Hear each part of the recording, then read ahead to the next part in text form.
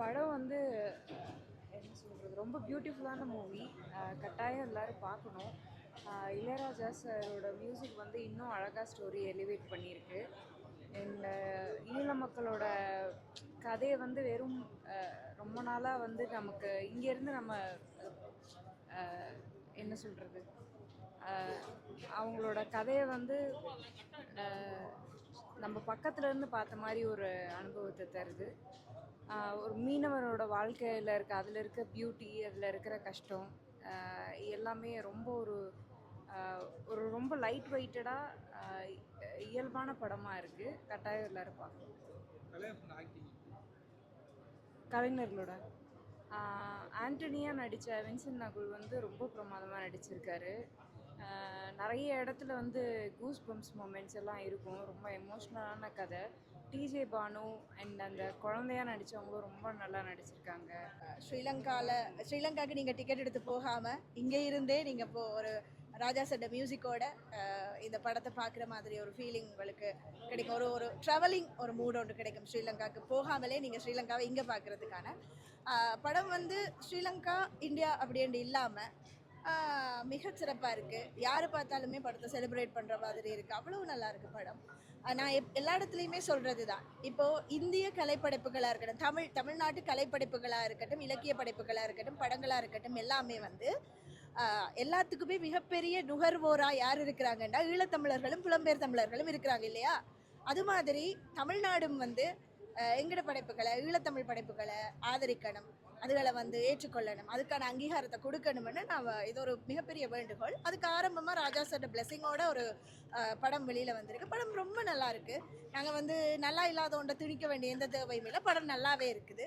யாருமே டிசப்பாயிண்ட் ஆக வேண்டிய வாய்ப்பே இல்லை. அவ்வளோ நல்லா இருக்குது படம். ஸோ தியேட்டருக்கு வாங்க, படத்தை பாருங்கள், என்ஜாய் பண்ணுங்கள்.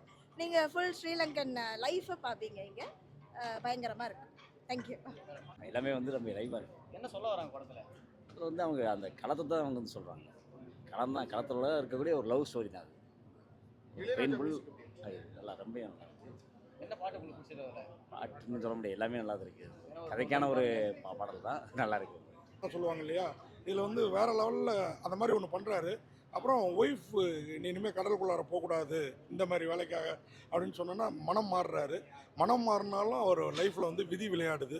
இந்த விதியிலேருந்து அவங்க ரெண்டு பேரும் பிழைச்சாங்களா, அவங்க குழந்தைக்கு என்ன ஆச்சு, அவங்களுக்கு என்ன ஆச்சு அப்படிங்கிறதெல்லாம் ரொம்ப வேறு லெவலில் சொல்லியிருக்கிற ஒரு படம். ஃபீல் குட் மூவியாக இருக்குது. இளையராஜாவோட மியூசிக் ரொம்ப பியூட்டியாக இருக்குது இந்த படத்தை. ஏன் சொல்கிறேன் அப்படின்னா, இளையராஜா இதில் இளையராஜாவாக போடல, நம்ம காலத்து இளையராஜா இல்லை, இப்போ யுவன் சங்கர் ராஜா காலத்து இளையராஜாவாகவும் கொஞ்சம் வேலை பார்த்துருக்கிறாரு. ஃபஸ்ட் நம்மளால் அவர் மியூசிக் தானே ஒன்ற முடியுது, ஆனால் கண்டுபிடிக்க முடியல. அது பெரிய ப்ளஸ்ஸாக இருக்குது இந்த படத்துக்கு. அதே மாதிரி நான் சொன்ன மாதிரி கயல் வில்சனோட அந்த நடிப்பு, அந்த டிஜே பானும் செம ஆர்டிஸ்ட்டுங்க. நமக்கு தான் நம்ம ஃபேமிலிக்குள்ளார நடக்கிற ஒரு சுகம் துக்கம் அந்த மாதிரி ஒரு ஃபீலை தருது. சுகிந்தன் இன்னும் ரெண்டு பேர், ரெண்டு டேரக்டருங்க, உண்மையாகவே அருமையாக வேலை பார்த்துருக்காங்க. இளையராஜா மியூசிக் மாதிரியே படத்துக்கு படத்தொகுப்பாளரும் ஒளிப்பதிவாளரும் உண்மையாக பயங்கரமாக ஒர்க் பண்ணியிருக்காங்க. அதில் அது மாதிரி ஒருத்தன் வந்து ஏன் தெரிஞ்ச தொழிலை விட்டுட்டு ஒரு தொழிலை செய்கிறான்னா அவனுக்கு பிடிச்சது வேறு எதுவோ இருக்கும், அவங்க கேட்டுக்கிட்டதுனால அப்படின்ற அந்த டயலாக்லாம் நச்சுன்னு இருக்குது. நம்ம ஊர் டைரக்டருங்க கூட இந்த மாதிரி நேட்டிவிட்டியான கதைகளை இதுக்கப்புறம் எடுக்கிறது ரொம்ப நல்லா இருக்கும்னு தோணுது. இந்த படம் கரெக்டான பப்ளிசிட்டி பண்ணால் கரெக்டான ரீச் ஆகும்.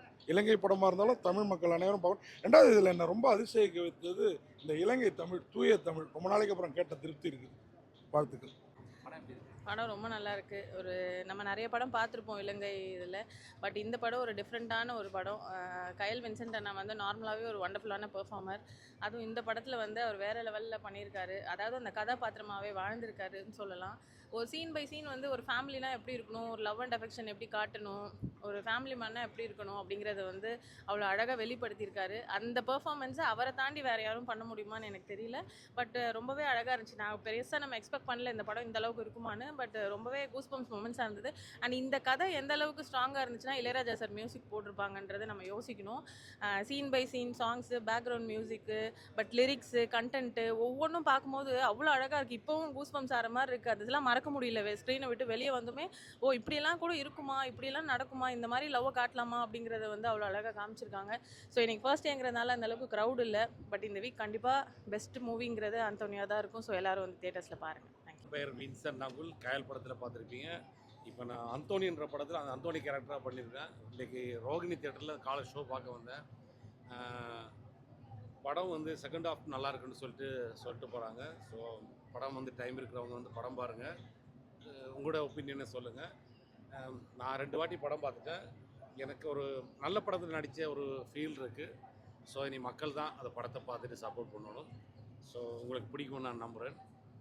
பத்திரிகையாளர்கள் உங்களுக்கு உங்களோட ஒப்பீனியனை சொல்லி படத்தை மக்கள்கிட்ட சொல்லுங்கள், அப்புறமா மக்கள் முடிவு பண்ணிட்டு. ஏன் இவ்வளோ கேப்னா?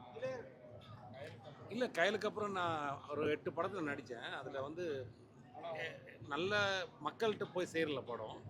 கண்டிப்பாக இந்த படத்துக்கு அப்புறம் ஒரு நடிகனாக ஒத்துப்பாங்கன்னு நினைக்கிறேன். ஸோ பார்ப்போம் என்ன நடக்குது. இளையராஜா சாரோட மியூசிக் வந்து எவ்வளோ பலமாக இருக்கு. அவர் தான் பலமே, அவரோட பலம் தான். அவரை இதை டைரக்டர் கதையாக எழுதிட்டு ஒரு கதையாக கொண்டு கொடுத்தாரு. அவர் ஒரு மேஜிக் பண்ணு 5 பாட்டு அவர் கையாலே எழுதி இந்த படத்தை வந்துட்டு ஒரு அடுத்த இலங்கை படம் இல்லை, அங்கே எங்களுக்கு இருக்கக்கூடிய சோர்ஸை வச்சு எடுத்த படம். புது பசங்க இந்தியாவில் வந்து கற்றுட்டு போய் எடுத்தாங்க. அவங்களுக்கு எல்லாமே சேர்த்து ஒரு மகுடம் சூட்டுற மாதிரி இளையராஜா சார் வந்து என்னை பொறுத்தவரை எனக்கு இளையராஜா சார் பண்ண விஷயந்தான் இந்த படத்தோட பெரிய ப்ளஸ். அவருக்கு நன்றி. லீட் கேரக்டராக கொடுத்துருக்காங்க. என்ன எதிர்ப்பு பண்ணீங்களா? இல்லை, நான் ஒரு கேரக்டர் ஒரு ஆர்டிஸ்டாக இருக்கும்னு ஆசைப்படுற ஆள். இந்த படத்தில் வந்து இது ஒரு ஹீரோ படம் இல்லை, ஒரு டேரக்டர் படம். ஒரு கதையில் உங்களுக்கு நடிக்கிறதுக்கான நிறைய ஸ்கோப் இருக்குன்னாங்க.